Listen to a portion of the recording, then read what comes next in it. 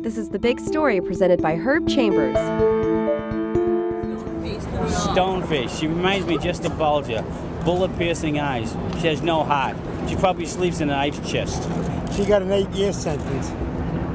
All our family's victims been served a life sentence.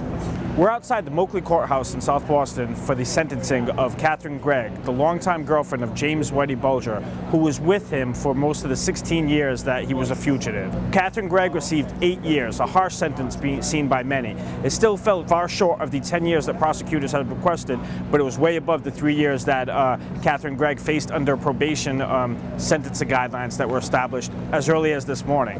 It's better than minimum.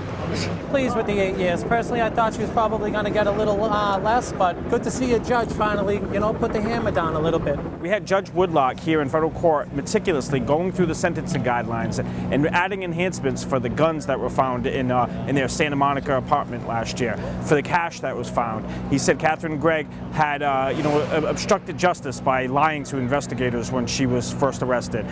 Coupled all that together, as well as the nature of the crime. She harbored one of America's most wanted for years. It felt very good for me to describe to her how I really felt. This is really a day for the alleged victims of James Whitey Bulger as well. Today they were able to stand in that courtroom on the 3rd floor and really go at Catherine Greig. There were some real cruel words at points. They don't have any remorse because Catherine Greig, they said, had no remorse. She was in love with the guy and she lived with him for 16 years. Of course she doesn't regret it. When they asked her if she wanted to say anything, get up and say she was sorry about, her role and all that. Well, would you want to say something to the people that have been in pain if they called you a dirty bitch and then they said that they wish that if you were their sister, that they'd kill themselves, and after all that we've been going through? Yeah, we all have choices. Sometimes you make good ones. She made a bunch of bad ones.